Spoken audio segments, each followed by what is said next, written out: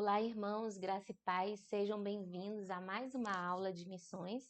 E nesse vídeo nós vamos falar sobre história de missões, tá bom? Ou missão na história. Nas aulas anteriores nós vimos missões na Bíblia, né? O que a Bíblia fala sobre esse mandamento de fazer missões.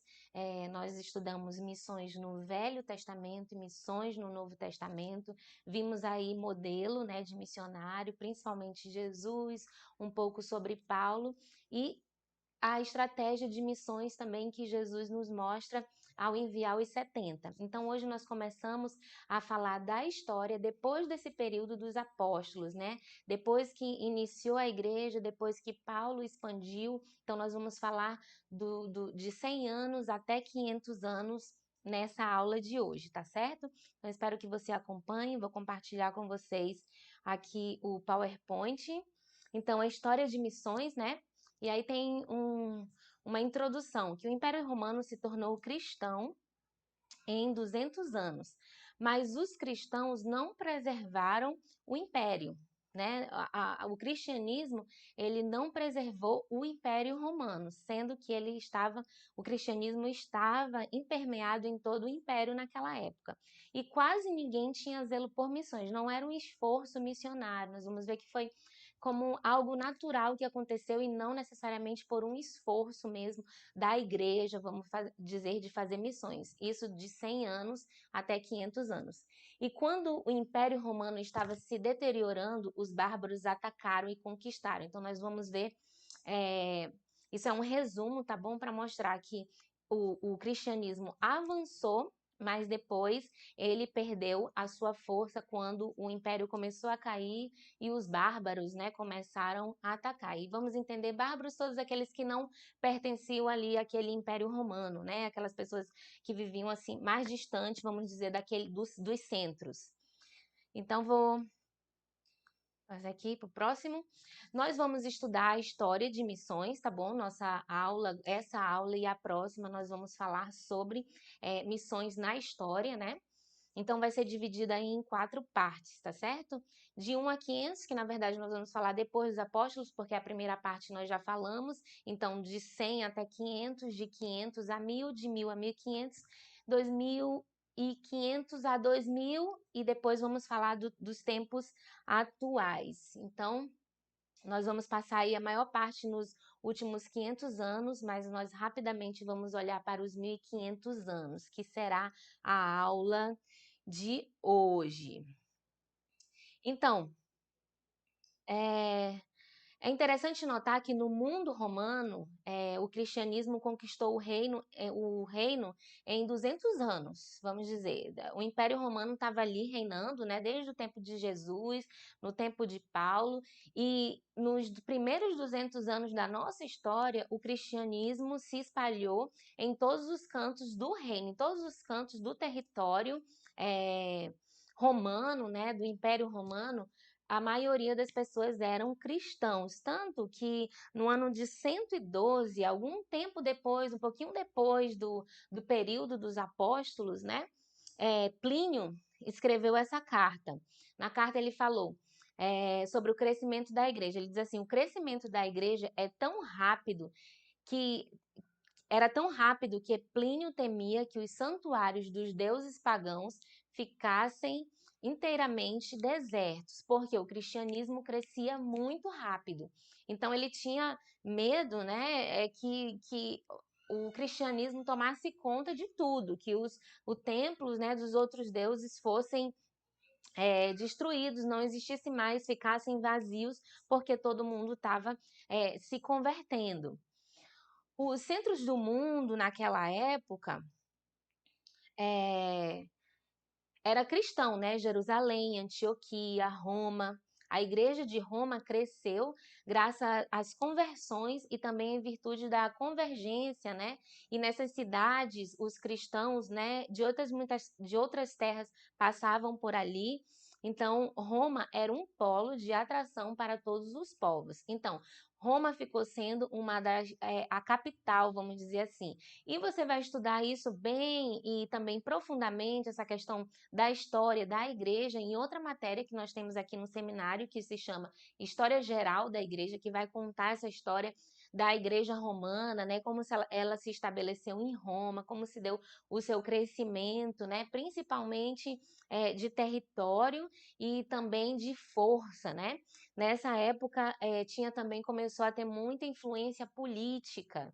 Ah, então, na Gália e Espanha, os processos parecem ter sido bastante lentos, assim, um pouquinho mais distantes já ali daquela região de Roma, tá bom? O cristianismo crescia, mas era um pouco mais lento, né? A influência cristã parece ter se limitado quase inteiramente no sul do que é a França hoje, talvez em virtude das comunicações das regiões nórdicas serem ainda muito difíceis, talvez também pelas tribos do norte se mostrarem mais resistentes ao evangelho. Então, a gente vai ver nessa situação aqui que o cristianismo estava crescendo, estava principalmente em algumas regiões que era o antigo, vamos dizer, Império Romano, quando o Império Romano começou a decair. Depois disso, era um pouco mais difícil o cristianismo entrar em outras regiões. Por exemplo, foi até o sul ali da França, mas para outras regiões um pouco mais distantes ele não expandiu. Por quê? Eram lugares mais distantes, nórdicos, né? Vamos dizer, mais gelados, aquelas regiões ali, e tinha os bárbaros, que eram pessoas totalmente pagãs, que não conheciam ainda o cristianismo, não tinham ouvido falar disso. Então, eles tinham aí um pouco mais de trabalho, vamos dizer, para seguir, né, com o evangelho, para a expansão do evangelho. Deixa eu passar aqui. Então, o cristianismo passou, né, a ter alguns problemas aí, alguns problemas internos, na verdade, dentro do império, né? Problemas internos e invasões externas. E aí, como eu falei, na história da igreja, a gente vai aprofundar que problemas internos eram esses. Problemas mesmo entre, né, os líderes da igreja, sabendo que agora não eram mais igreja católica, agora é a igreja, vamos dizer, o início da igreja católica romana que nós conhecemos hoje, era a única igreja que existia, tá bom? Não existia o cristianismo para aqueles que estão começando agora, né, no seminário, talvez não tenha essa noção, mas a igreja depois dos apóstolos, né, a igreja que expandiu, que é a igreja conhecida hoje como a Igreja Católica Romana. Só existia essa igreja, então era essa igreja que estava expandindo. No começo eles tinham o cristianismo, né? Ensinado pelos apóstolos, mas depois foram criando outros, trazendo outros costumes, principalmente quando eles iam avançando. E aí é importante, né? Eu vou destacar isso aqui. É importante a gente lembrar disso. Por exemplo, ao mesmo tempo que eles iam expandindo, por exemplo, para os bárbaros, né? Vamos dizer assim, eles não preservaram a genuidade do evangelho. Eles foram começando a trazer alguns como eu posso dizer, alguns costumes pagãos para dentro da igreja, né? Por exemplo, tem relatos de eles sacrificavam animais, os pagãos para os outros deuses. Então, o, o, o líder da igreja ali começou a dizer então que tudo bem, a gente vai evangelizar esse povo, mas já que eles sacrificam, né, os bois, esses animais para outros deuses, então vamos dar uma festa para que eles possam vir e sacrificar agora para o Deus do cristianismo, né? Para Deus, vamos dizer assim.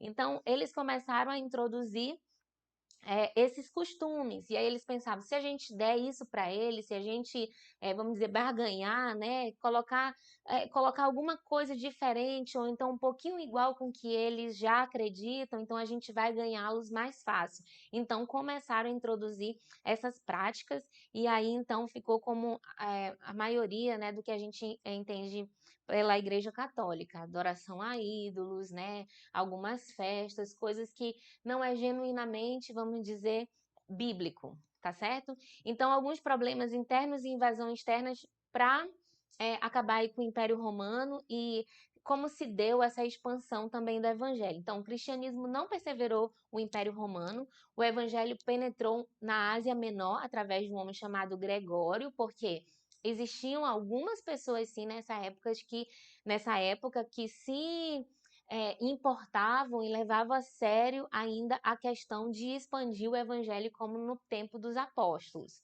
O evangelho, é certo que o evangelho chegou muito cedo no Egito e chegou também ao oeste do Egito e Cirene foi alcançado, que é outra região. Cadê? Para incluir esta rápida visão geral, diremos que no fim do século III não havia nenhuma zona do Império Romano que não tivesse sido penetrada em maior ou menor extensão pelo Evangelho, mas a sua influência era muito desleal, principalmente saindo, vamos dizer, dos limites do Império Romano, tá certo? Por causa da distância, já saiu daqueles centros, né, das cidades ali que eram mais povoadas, então a distância, vamos dizer, de um povo para o outro já era um pouquinho maior, a dificuldade de chegar a eles era um pouquinho maior. Então, como não tinha um esforço tão grande realmente para fazer missões, então foi diminuindo o ritmo. As primeiras gerações atribuíram grande importância aos milagres que acompanharam a pregação do evangelho. O crescimento se deu por isso, né? As pessoas pensavam, se deu por isso, a grande importância, né, que as pessoas davam pelos milagres. Eles ouviam de Paulo, lembra dos apóstolos? Então eles faziam milagres e depois disso, depois dos apóstolos, continuaram. Os primeiros ali perto dos apóstolos continuavam a pregação do evangelho e os milagres acompanhavam. Então, as pessoas queriam isso, então elas iam chegando e aderindo ao cristianismo também, muito por causa das questões dos milagres. Nenhum cristão poderia negar que esta face divina, nenhum cristão poderia negar esta face divina na expansão da igreja. Era também divino esse aumento repentino, como a gente viu que aconteceu de Atos, a descida do Espírito Santo. O Senhor preparou aquele tempo para expandir a sua igreja. Então, era Deus agindo também, né? Mas Deus geralmente atua através dos corações e braços humanos e por meio das suas ações comuns. Assim como Deus usou os apóstolos, ele usava e queria e quer continuar usando o homem, né? O coração do homem, os braços de nós homens para essa expansão. Um coração que tem o desejo de cumprir a vontade do Senhor, né? Então, quais foram os fatores humanos que permitiram a difusão das Sagradas Escrituras? O que aconteceu aí para que o Evangelho alcançasse todo esse império? Então, o primeiro e mais importante fator deve considerar a fervorosa convicção que possuíam muitos dos primeiros cristãos. Ali, logo depois dos apóstolos, como eu falei, eles continuavam, né, pregando o evangelho, sim, convictos de que Cristo tinha dado a grande comissão e que eles deveriam avançar com esse evangelho, né, que eles deveriam expandir. Então, eles realmente estavam de forma genuína pregando o evangelho, testemunhando, falando de Cristo para o maior número de pessoas possíveis. Então, se deu também a expansão do evangelho por esse fator. O segundo é as notícias que eles transmitiram era sobre vários aspectos agradáveis aos ouvidos de quem ouvia. Né? Falamos um pouco, questão dos milagres. As pessoas vinham, queriam os milagres como no tempo de Jesus. Os tempos encontravam-se perplexos, né? Perante a transitoriedade que todas as coisas, de todas as coisas e também pelo desejo da imortalidade. Lembrando que eles pregavam um Jesus, né, que morreu e ressuscitou. eles pregavam a mensagem da ressurreição. Esse Jesus morreu, tem o poder de ressuscitar, foi para o céu, deu a sua ordem para os seus discípulos que eles deviam espalhar essa mensagem e diz também que todo aquele que morre, ainda que morra, viverá.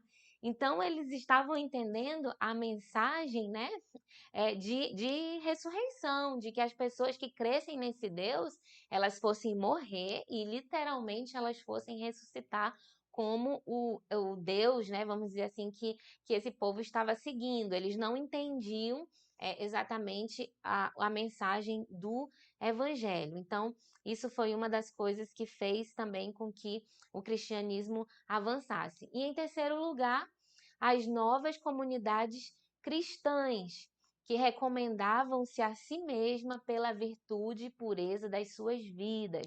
Eram homens e mulheres correntes, né? Como nós, vivendo no meio de uma sociedade corrompida e exposta à tentação. Então, quer dizer, o testemunho dos cristãos dessa época também contava muito. Depois dos apóstolos, né, esses cristãos genuínos, eles, como nós, né, vivemos o nosso dia a dia, eles testemunhavam de Cristo nas suas ações. Então, essas também era uma forma de alcançar outros, porque as pessoas viam o testemunho desses homens e passavam a querer conhecer o cristianismo, conhecer então a Cristo. Então, tudo isso levou com que o cristianismo avançasse. Finalmente, devemos considerar o efeito da perseguição aos cristãos. Existem vários casos bem autenticados de pagãos que se converteram no precioso momento em que assistiam à condenação e à morte dos cristãos. Então, os cristãos aí no primeiro século, eles também foram perseguidos, né? Depois ali dos apóstolos, lembra lá dos judeus? Eles não pararam de perseguir os cristãos. E aí isso tornou também uma coisa do império, né? Eles perseguiam os cristãos. Lembra lá de Roma, tem um coliseu que eles queimavam os cristãos no meio de praça pública, colocavam lá os cristãos no meio das feras. Então, isso também fez com que o cristianismo crescesse nesse período aí, né? Chegando que em 200 anos de história, todos os cantos ali do Império Romano tivessem então o cristianismo por todos os lados. No século IV, a situação modificou-se, pois o imperador Constantino, né, aí em 274 e 337, mostrou-se progressivamente favorável à nova religião, aceitando-a como religião do Estado.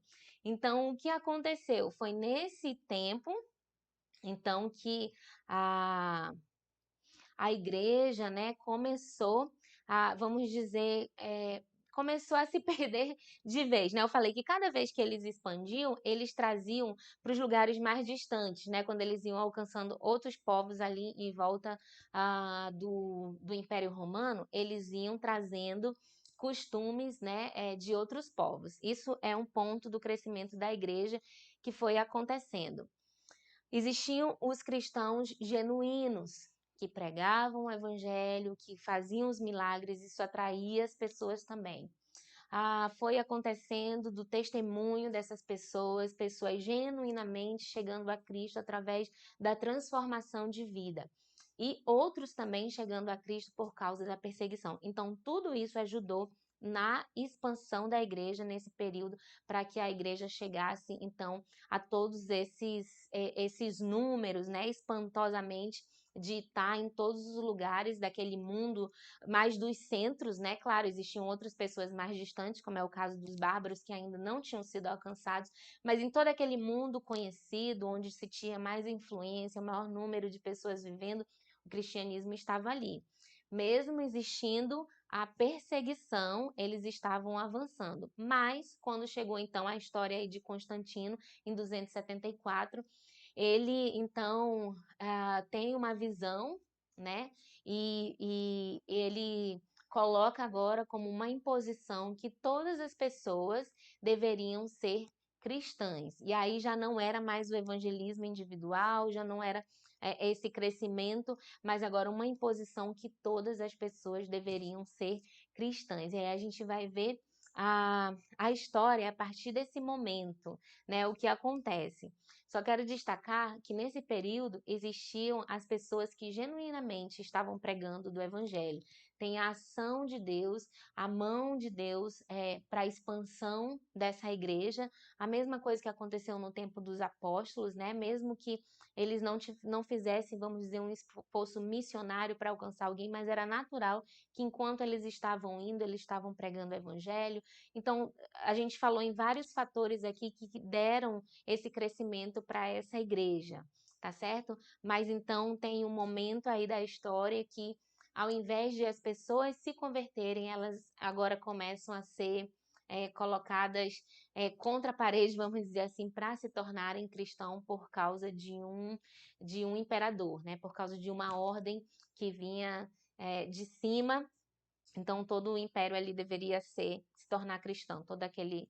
Então, a gente vai ver que ele deixa de ser aí uma conversão genuína, mas isso fica para o próximo vídeo. Eu espero que você tenha entendido, compreendido. Se você tem perguntas, anote que a gente vai tratar na nossa videoaula. Deus abençoe.